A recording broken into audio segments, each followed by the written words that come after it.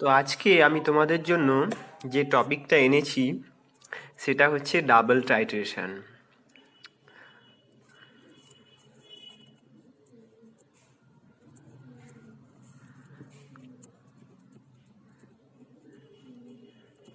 এই টপিকটা দিয়ে আমরা কেমিক্যাল অ্যানালিসিস চ্যাপ্টারটা শেষ করব। আজকের ক্লাসটাই কেমিক্যাল অ্যানালিসিসের শেষ ক্লাস। তো এই কেমিক্যাল অ্যানালিসিসে তোমরা দেখেছো যে আমরা অ্যাসিড বেস টাইট্রেশন করেছি।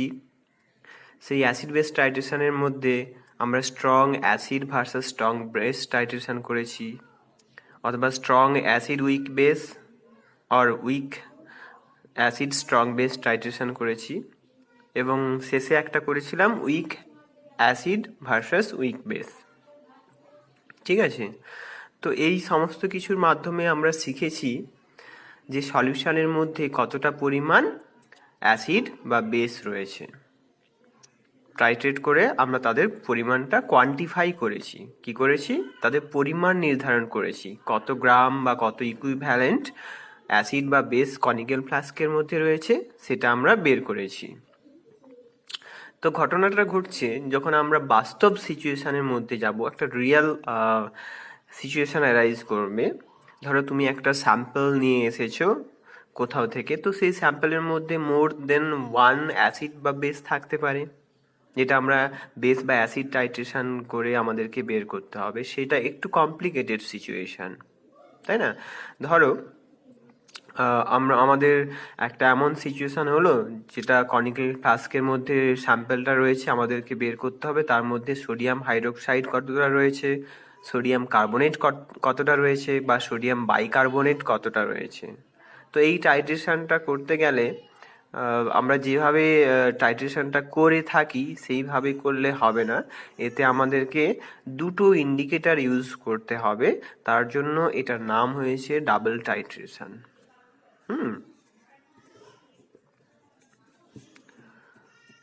Two indicators are used. ঠিক আছে, তো আমরা পয়েন্টটা ধরি যে ধরো আমরা ওই টাইট্রেশনটাই আজকে শিখবো, যে একটা কনিক্যাল ফ্লাস্কের মধ্যে সলিউশন রয়েছে, সেই সলিউশনের মধ্যে সোডিয়াম হাইড্রোক্সাইড রয়েছে, সোডিয়াম কার্বনেট রয়েছে এবং সোডিয়াম বাইকার্বনেট রয়েছে। তাদের পরিমাণ নির্ধারণ করব আমরা। Let us consider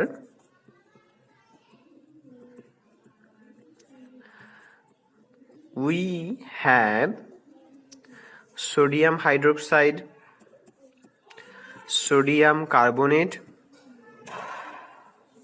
sodium and sodium bicarbonate in a mixture. ঠিক আছে, তো আমাদের এই তিনটে জিনিস একটা কনিক্যাল ফ্লাস্কের মধ্যে অ্যাজ সলিউশন রয়েছে বা মিক্সচার রয়েছে। হ্যাঁ বাবা, তুমি একটু পরে, আমি পড়াচ্ছি বাবা, তুমি একটু পরে,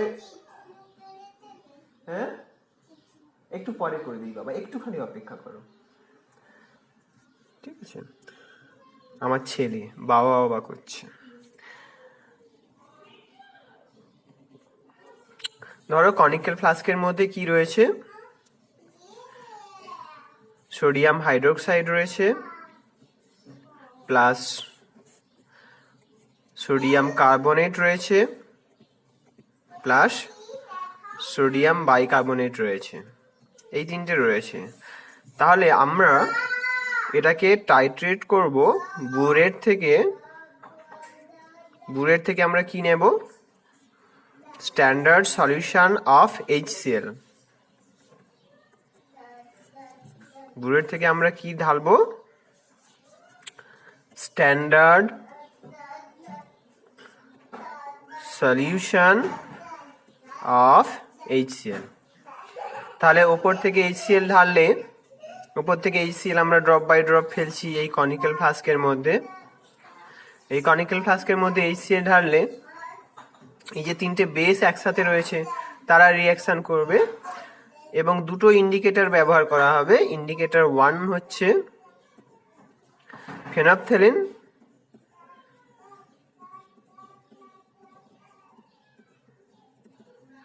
আর ইন্ডিকেটর 2 হচ্ছে মিথাইল অরেঞ্জ।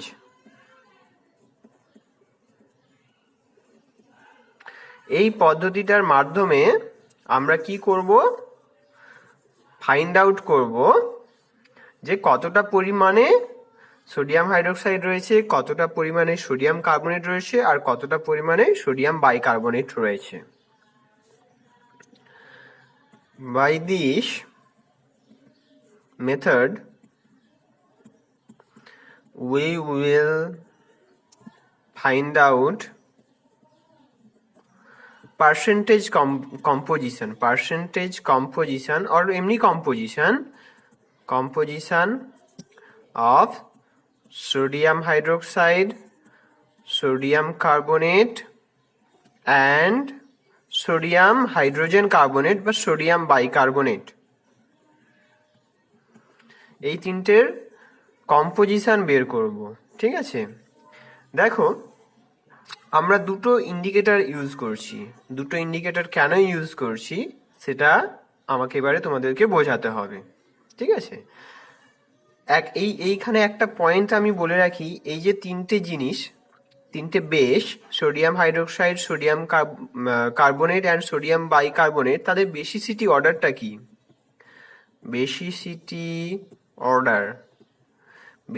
অর্ডারটা হচ্ছে সোডিয়াম হাইড্রোক্সাইড সব থেকে বেশি বেসিক, তারপর সোডিয়াম কার্বনেট Na2CO3, তারপরে হচ্ছে সোডিয়াম বাইকার্বনেট। ঠিক আছে, তাহলে এই মিক্সচারে যখন HCl ঢালবে তখন প্রথমে এ রিয়াকশন করবে সোডিয়াম হাইড্রোক্সাইড, কারণ এ সব থেকে বেশি বেসিক। অ্যাসিড ঢাললেই সব দৌড়ে গিয়ে প্রথম রিয়াকশন করবে, তারপরে সেকেন্ড করবে সোডিয়াম কার্বনেট, তারপরে থার্ড করবে সোডিয়াম বাইকার্বনেট। এ হচ্ছে ফার্স্ট, এ হচ্ছে সেকেন্ড, এ হচ্ছে থার্ড। ঠিক আছে, তো HCl এর সাথে এই সিকোয়েন্সে এরা রিয়াকশন করবে। ওকে, অলরাইট, তাহলে রিয়াকশনগুলো কি হবে দেখো। HCl ঢেলেছো, ওপর থেকে ঢালা শুরু করেছো HCl। ঠিক আছে, ওপর থেকে HCl ঢালা শুরু করেছো, নিচে তিনটে বেস রয়েছে। সোডিয়াম হাইড্রোক্সাইড সবার প্রথম রিয়াকশন করবে, যেহেতু এটা সব থেকে বেশি বেস, মানে strongest among this three. Sodium hydroxide ওপর থেকে সোডিয়াম হাইড্রোক্সাইড রয়েছে, HCl এলে কি রিয়াকশন হবে বলো? সোডিয়াম ক্লোরাইড তৈরি হলো, সল্ট প্লাস ওয়াটার। ঠিক আছে, তারপরে দেখো সোডিয়াম হাইড্রোক্সাইড সমস্তটা নিউট্রালাইজ হয়ে গেল, তারপরেও তুমি HCl অ্যাড করছো। এবারে কি রিয়াকশন করবে? সোডিয়াম কার্বনেট Na2CO3 HCl এর সাথে রিয়াকশন করে কি হয়? প্রথমে একটা সোডিয়াম প্রতিস্থাপিত হয়, একটা সোডিয়াম প্রতিস্থাপিত হয়ে সোডিয়াম বাইকার্বনেট তৈরি হয় প্লাস ওয়াটার তৈরি হয়।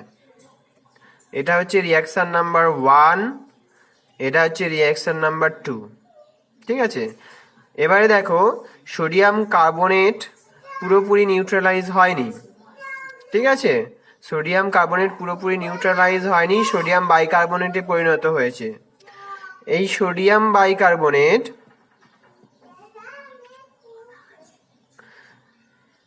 আবার ফার্দার HCl এর সাথে রিয়াকশন করবে, করে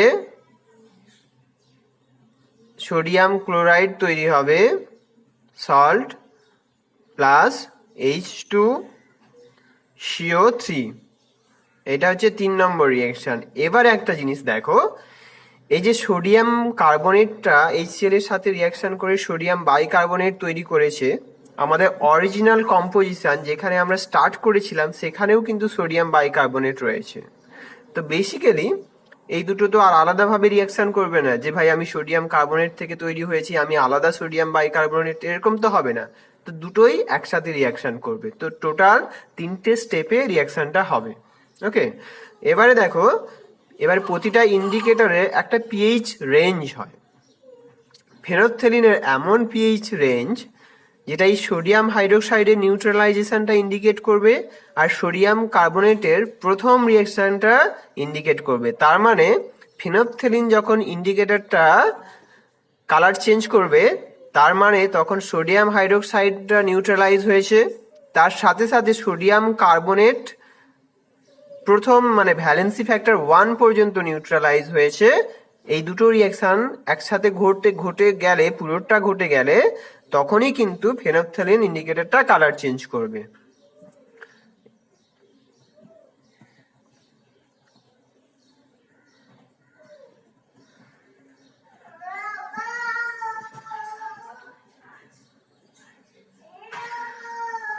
Phenolphthalein indicator changes its color।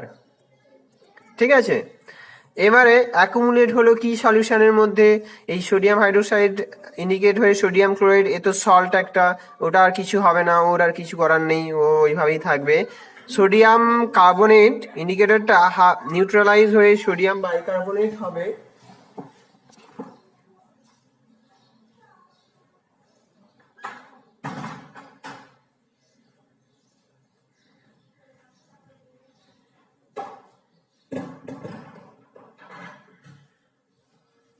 আচ্ছা, ঠিক আছে, এবারে অ্যাকুমুলেট কি হয়েছে সেটা আমি বলছিলাম। তো সোডিয়াম কার্বনেটটা নিউট্রালাইজ হয়ে সোডিয়াম বাইকার্বনেটে হলো, সোডিয়াম কার্বনেট থেকে কিছুটা পরিমাণ অ্যাকুমুলেট হলো, আর অলরেডি সোডিয়াম বাইকার্বনেট ছিল অরিজিনাল মিক্সচারটাতে, কম্পোজিশনটা যেটা আমরা অ্যানালাইজ করব তাতেও ছিল, তার মানে এটা অ্যাড আপ হয়ে গেল। ঠিক আছে, তাহলে এবার একটা ক্যালকুলেশন আমাদেরকে করতে হবে যে কতটা পরিমাণ HCl কনজামশন হচ্ছে। দেখো, যখন আমরা মানে টাইট্রেশনটা স্টার্ট করলাম, ফেনফথেলিন ইন্ডিকেটরটা কালার চেঞ্জ করলো ততক্ষণ পর্যন্ত মাইন্ড ইট, টাইট্রেশনটা স্টার্ট করলাম, HCl অ্যাড করা শুরু হলো, ফেনফথেলিন ইন্ডিকেটরটা কালার চেঞ্জ দেখালো, ততক্ষণ পর্যন্ত কত ইকুইভ্যালেন্ট HCl কনজিউম হলো সেটা আমরা কিভাবে ক্যালকুলেট করব। তাহলে ইকুইভ্যালেন্ট অফ HCl যতক্ষণ পর্যন্ত ফেনফথেলিন ইন্ডিকেটরটা কালার চেঞ্জ দেখিয়েছে ততক্ষণ পর্যন্ত এই দুটো রিয়াকশন হয়েছে। তাহলে কি হবে, ইকুইভ্যালেন্ট অফ NaOH এইটা, তার সাথে equivalent of sodium carbonate up to valency factor 1। Sir valency ফ্যাক্টরটা কি জিনিস বুঝিয়ে বলুন। Equivalence of sodium carbonate up to valency factor 1। এবারে ভ্যালেন্সি ফ্যাক্টরটা কি জিনিস দেখো, ভ্যালেন্সি ফ্যাক্টরটা হচ্ছে যতগুলো এক্সচেঞ্জেবল আয়ন থাকবে। সোডিয়াম কার্বনেটের এক্সচেঞ্জেবল আয়ন হচ্ছে 2, কারণ দুটো সোডিয়াম দুটো হাইড্রোজেন দিয়ে রিপ্লেস হবে, সেই জন্য এর ভ্যালেন্সি ফ্যাক্টর 2। ভ্যালেন্সি ফ্যাক্টর 1 পর্যন্ত আমরা কনসিডার করব ফেনফথেলিন ইন্ডিকেটরের জন্য, কারণ সোডিয়াম একটা রয়েছে, একটা বেরিয়ে গেছে, তাহলে ভ্যালেন্সি ফ্যাক্টর 1 পর্যন্ত আমরা কনসিডার করলাম এখানে। ঠিক আছে, তো ইকুইভ্যালেন্ট অফ HCl ফেনফথেলিন যতক্ষণ কালার চেঞ্জ করবে সেই পর্যন্ত কত ইকুইভ্যালেন্ট HCl অ্যাড করা হয়েছে না, যত ইকুইভ্যালেন্ট সোডিয়াম হাইড্রোক্সাইড রয়েছে, আর equivalent of sodium carbonate up to valency factor 1। বোঝা গেল? ওকে, এই দুটো রিয়াকশনের জন্য ফেনফথেলিন ইন্ডিকেটরটা কালার চেঞ্জ করবে। আর এই যে এই রিয়াকশনটা রয়েছে, এই রিয়াকশনটা হচ্ছে মিথাইল অরেঞ্জ।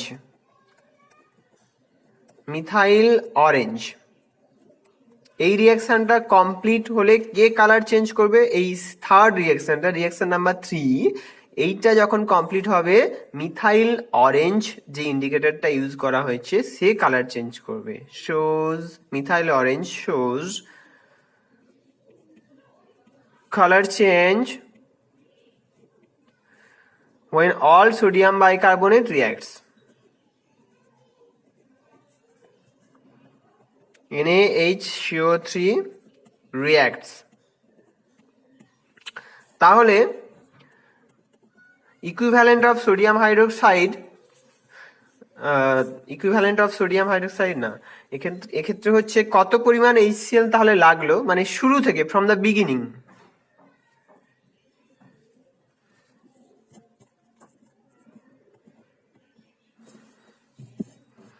শুরু থেকে আমরা ক্যালকুলেট করি from beginning,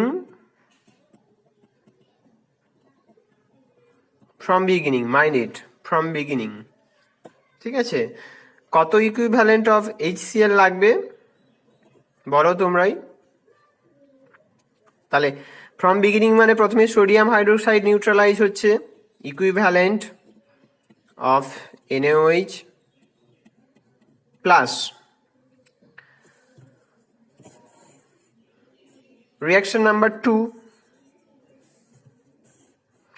equivalent of sodium carbonate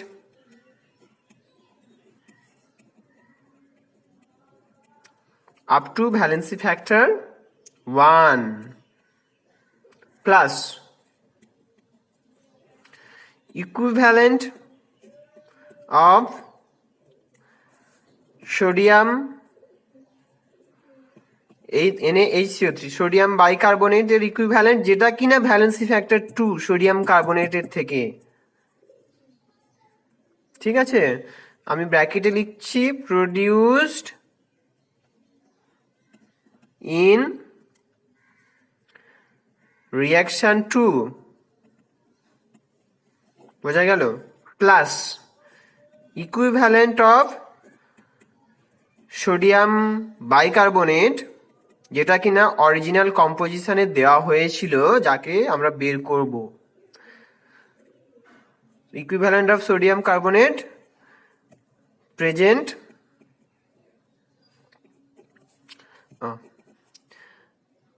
was present in the original composition.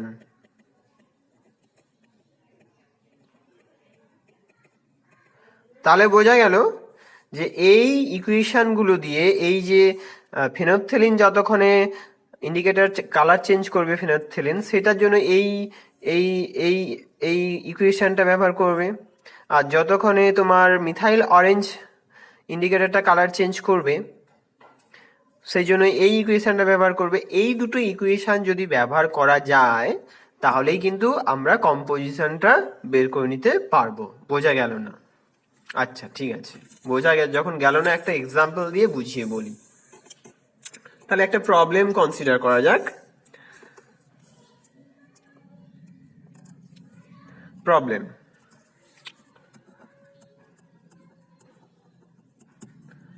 কি? A solution of 3 gram mixture. A solution of 3 gram mixture of sodium carbonate, sodium bicarbonate, and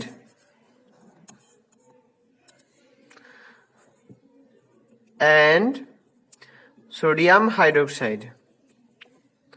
sodium carbonate রয়েছে, sodium bicarbonate রয়েছে, sodium hydroxide রয়েছে, তাদের 3 গ্রাম mixture. আমরা composition জানি না, composition বলে দেওয়া নেই। ওয়াজ টাইট্রেটেড উইথ 1 নর্মাল HCl সলিউশন। কত normal?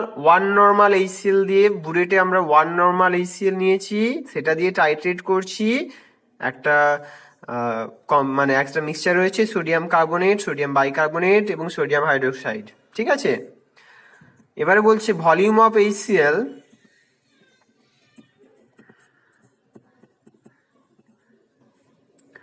used is equal to 34.4 ml when only phenolphthalein is used. Okay, very good. When only phenolphthalein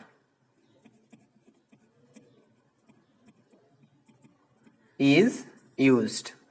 Okay, তার মানে টাইট্রেশনটা করা হয়েছে শুধুমাত্র ফেনফথ্যালিন ইন্ডিকেটর দিয়ে, তাতে করে দেখা যাচ্ছে যে 34.4 ml HCl লেগেছে। তার মানে প্রথম দুটো রিয়াকশন ঘটেছে, রিয়াকশন নাম্বার 1+2 সোডিয়াম হাইড্রোক্সাইডের সাথে NaOH রিয়াকশন করেছে, আর sodium bicarbonate sodium carbonate reaction করেছে আপ টু সোডিয়াম বাইকার্বনেট, মানে ভ্যালেন্সি ফ্যাক্টর 1। ঠিক আছে, 55.8 ml HCl was consumed when methyl orange was used as indicator, এখানে ব্র্যাকেট লেখো, from the beginning, মানে টাইট্রেশনটা আবার রিপিট করা হয়েছে। বিগিনিং মানে একবার টাইট্রেট করা হয়েছে ফেনফথ্যালিন ইন্ডিকেটর দিয়ে, তাতে করে দেখা গেছে যে 34.4 ml লেগেছে HCl। আরেকবার টাইট্রেট করা হয়েছে আরেকবার টাইট্রেট করা হয়েছে মিথাইল অরেঞ্জ ইন্ডিকেটর দিয়ে, তখন লেগেছে 55.8 ml। স্বাভাবিকভাবে মিথাইল অরেঞ্জ কত দূর পর্যন্ত দেখাবে? কমপ্লিট নিউট্রালাইজেশন, মানে হচ্ছে সোডিয়াম হাইড্রোক্সাইড রিয়াকশন করে যাবে কমপ্লিটলি, সোডিয়াম বাইকার্বনেট রিয়াকশন করে যাবে কমপ্লিটলি, মানে একদম কমপ্লিট টাইট্রেশনটা পর্যন্ত দেখাবে। তাই বেশি অ্যামাউন্টে HCl লাগবে। 3টে রিয়াকশনই হয়ে যাচ্ছে না মিথাইল অরেঞ্জ ইন্ডিকেটর ইউজ করলে। আচ্ছা, তো এটার সলিউশনটা আমরা কিভাবে করব? Consider the amount of NaOH is x gram. Consider the amount of NaOH is x gram in the mixture, মানে যে কম্পোজিশনটা আমাদেরকে দেয়া হয়েছে অ্যানালাইজ করার জন্য, মানে মিক্সচারটা দেওয়া হয়েছে যার কম্পোজিশন আমরা বের করব, ধরে নাও ওর মধ্যে x গ্রাম সোডিয়াম হাইড্রোক্সাইড ছিল, আর y গ্রাম সোডিয়াম কার্বনেট ছিল। ঠিক আছে, তাহলে অ্যামাউন্ট অফ সোডিয়াম বাইকার্বনেট কত হবে? জেড গ্রাম নয়, জেড গ্রাম তুমি ধরতেই পারো, কিন্তু 3 গ্রাম তো তুমি জানোই যে টোটাল মিক্সচারটা 3 গ্রাম ছিল, তার মধ্যে থেকে এক্স হচ্ছে সোডিয়াম হাইড্রোক্সাইড আর ওয়াই হচ্ছে সোডিয়াম কার্বনেট, তো টোটাল হচ্ছে সোডিয়াম বাইকার্বনেটটা হচ্ছে 3 - x + y গ্রাম হচ্ছে সোডিয়াম বাইকার্বনেট। ওকে, অল রাইট, সব বোঝা যাচ্ছে। তাহলে কেস 1 মানে টাইট্রেশন 1, দুটো টাইট্রেশন পারফর্ম করা হয়েছে তোমরা জানো, প্রথমবার ফেনফথ্যালিন ইন্ডিকেটর ইউজ করে আর দ্বিতীয়বার মিথাইল অরেঞ্জ ইউজ করে। প্রথমবার যে টাইট্রেশনটা পারফর্ম করা হয়েছে তাতে ফেনফথ্যালিন ইন্ডিকেটর ইউজ করা হয়েছে, ফেনফথ্যালিন ইন্ডিকেটর। ফেনফথ্যালিন ইন্ডিকেটরটা ইউজ করলে তোমরা জানো দুটো রিয়াকশন করবে, 1 নম্বর রিয়াকশন আর 2 নম্বর রিয়াকশন করবে। 1 নম্বর রিয়াকশনটা হচ্ছে সোডিয়াম হাইড্রোক্সাইড HCl এর সাথে রিয়াকশন করবে, সোডিয়াম ক্লোরাইড বানাবে, আর সোডিয়াম কার্বনেট রিয়াকশন করবে HCl এর সাথে সোডিয়াম বাইকার্বনেট বানাবে। এই দুটো রিয়াকশন যখন কমপ্লিট হবে তখন ফেনফথ্যালিন ইন্ডিকেটরটা কালার চেঞ্জ করবে। তাহলে কত পরিমাণ HCl কনজিউম হবে? ইকুইভ্যালেন্ট অফ HCl ক্যালকুলেট করবে কিভাবে? Equivalent of HCl is equal to equivalent of NaOH, alright, plus equivalent of Na2CO3 minded valency factor 1 পর্যন্ত। ঠিক আছে, এবার ইকুইভ্যালেন্ট অফ HCl এটা কিভাবে আমরা ক্যালকুলেট করব? দেখো আমাদের কাছে 1 নর্মাল ছিল, 1 নর্মাল HCl, ওকে, 1 নর্মাল HCl মানেটা হচ্ছে 1000 ml এ 1 মোল থাকবে HCl। তাহলে 34.4 ml এ কত পরিমাণ থাকবে? 1000 ml এ 1 মোল ছিল, 34.4 ml এ এই পরিমাণ এত মোল। ঠিক আছে, অলরাইট। আচ্ছা, ইকুইভ্যালেন্ট অফ NaOH হচ্ছে x গ্রাম ছিল, মলিকুলার ওয়েট কত? সোডিয়াম হাইড্রোক্সাইডের 40, NaOH 40, Na2CO3 106, NaHCO3 84, মনে রাখবে। তাহলে এক্স গ্রাম ছিল কম্পোজিশনটা, আমরা কনসিডার করে নিয়েছি যে এক্স গ্রাম সোডিয়াম হাইড্রোক্সাইড, তাহলে কত মোল ছিল? x/40 plus equivalent of sodium carbonate y divided by 106। এইটা হচ্ছে আমাদের ইকুয়েশন নাম্বার 1। আচ্ছা, যখন কেস 2 মানে টাইট্রেশন এটা 1 ছিল, টাইট্রেশন 2 সেখান থেকে আরেকটা ইকুয়েশন বেরাবে, টাইট্রেশন 2। টাইট্রেশন 2টা কি না, equivalent of HCl is equal to equivalent of NaOH neutralise হয়েছে প্রথমে, তারপরে সোডিয়াম কার্বনেট টাইট্রেট হয়েছে, তাহলে ইকুইভ্যালেন্ট অফ Na2CO3। এবারে দেখো, এটা যখন মিথাইল অরেঞ্জ দিয়ে টাইট্রেশন করা হবে, কত পর্যন্ত নিউট্রালাইজ হবে? ভ্যালেন্সি ফ্যাক্টর 2 পর্যন্ত, ভ্যালেন্সি ফ্যাক্টর 2। তাহলে এটা 2 টাইমস হবে, মানে এটা তো 2 আছে না, দুটো এক্সচেঞ্জ করতে হবে, তাহলে মাল্টিপ্লাই করতে হবে 2 দিয়ে, okay, plus equivalent of sodium bicarbonate, ঠিক আছে, in the mixture, okay, alright, in the mixture. তাহলে মিথাইল অরেঞ্জ দিয়ে যখন আমি টাইট্রেট করছি, এই জিনিসগুলো ঘটনাগুলো ঘটছে, ঠিক আছে। তাহলে ইকুইভ্যালেন্ট অফ সোডিয়াম হাইড্রোক্সাইড মানে হচ্ছে x/40 plus equivalent of sodium carbonate মানে হচ্ছে y/106 plus equivalent of sodium bicarbonate সেটা হচ্ছে 3 - x plus y divided by 84। আর এইটা কত ইকুইভ্যালেন্ট HCl ইউজ হয়েছে, কনজিউম হয়েছে বলেছে প্রবলেমটাতে, দেখো 55.8 ml, তার মানে কত মোল? 1 নর্মাল 1000 ml এ থাকে 1 মোল, আর 55.8 এ এত মোল থাকবে। তাহলে ইকুয়েশন নাম্বার 2। দেখো এক্ষেত্রে দুটো ইকুয়েশন আমরা পেয়েছি, একটা হচ্ছে টাইট্রেশন 1 আর একটা হচ্ছে টাইট্রেশন 2, ঠিক আছে। এই টাইট্রেশন 1 এ একটা ইকুয়েশন পেয়েছি, দুটো ভ্যারিয়েবল x আর y।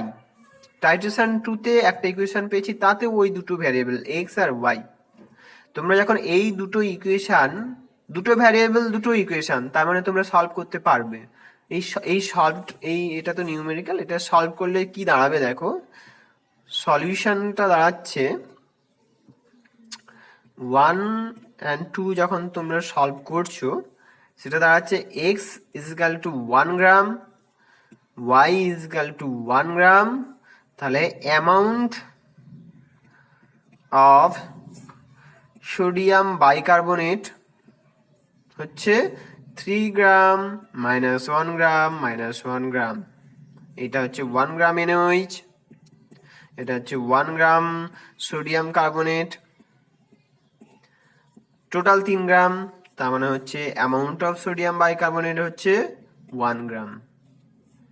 তো এই হচ্ছে গল্প। ডাবল টাইট্রেশন মানে দুটো ইন্ডিকেটর রেখে দুবার টাইট্রেশন করে আমরা পার্সেন্টেজ কম্পোজিশন বের করতে পারবো। টোটাল আমাদের উদ্দেশ্য হলো, তাহলে এই লেকচারটা আমরা কি শিখলাম, এই লেকচারটাতে আমরা এটা শিখলাম যে কিভাবে একটা টাইট্রেশন করে একটা কম্পোজিশনের মধ্যে দুটো বা তিনটে যদি কম্পাউন্ড থেকে থাকে, তাহলে আমরা একটা টাইট্রেশন করে কিভাবে তাদের রেশিওটা বের করতে পারবো, অ্যামাউন্টের রেশিওটা। ঠিক আছে, ওকে। তো এইভাবে যদি আমি তোমাদেরকে বলি যে NaOH নেই, ঠিক আছে, শুধু মিক্সচারে রয়েছে সোডিয়াম কার্বনেট আর সোডিয়াম বাইকার্বনেট, তাহলে তোমরা কি এই এই কম্পোজিশনটা বের করতে পারবে, মানে এদের দুজনের কম্পোজিশনটা? সেক্ষেত্রেও দেখো দুটো টাইট্রেশন করতে হবে, ফেনফথ্যালিন ইন্ডিকেটর নিতে হবে, মিথাইল অরেঞ্জ নিতে হবে। ফেনফথ্যালিন ইন্ডিকেটরটা এটার ভ্যালেন্সি ফ্যাক্টর 1 পর্যন্ত টাইট্রেট করবে, বাদ বাকি সোডিয়াম বাইকার্বনেট যেটা প্রডিউস হবে সেটা পরের সাথে অ্যাড আপ হয়ে যাবে, তখন মিথাইল অরেঞ্জ এসে সেটা মানে সেটার পরিমাণটা নির্ধারণ করতে পারবে। ঠিক আছে, তো এবারে আমি আশা করছি যে তোমরা এটা বুঝেছো এবং ভালোভাবে বুঝেছো, এমন যে তোমাদেরকে যদি শুধু সোডিয়াম কার্বনেট আর সোডিয়াম বাইকার্বনেটের মিক্সচার দেওয়া হয়, যেটা কিনা ইভেন সিম্পলার, আরো সহজ যেটা, সেটা তোমরা করতে পারবে। এই একটা প্রবলেম আমি তোমাদের দিয়ে রাখি, তোমরা কতটা পারছো বুঝেছো সেটা বোঝার জন্য, না হলে আমি করে দেবো।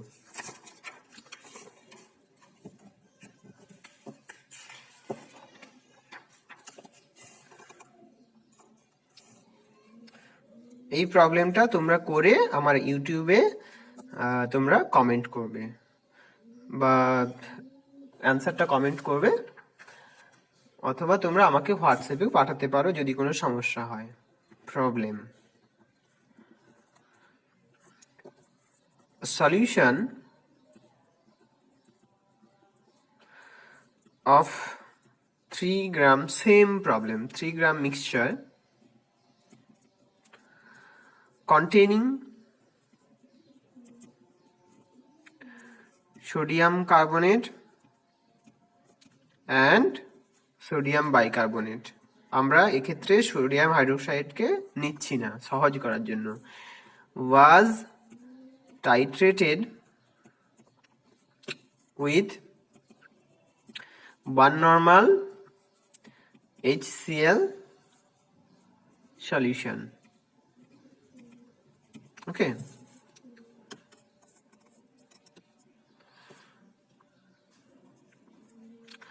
volume of HCl used is equal to 34.4 ml when only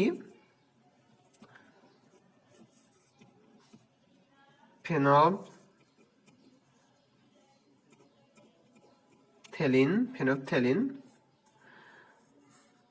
is used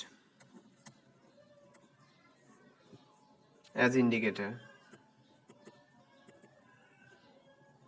ঠিক আছে, and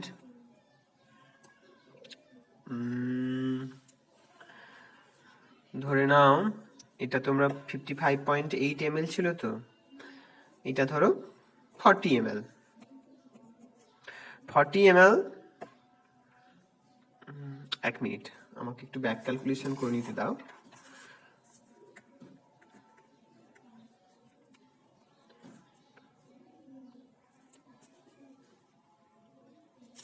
লেটস কনসিডার কি 40 ml ইউজ হয়েছে when methyl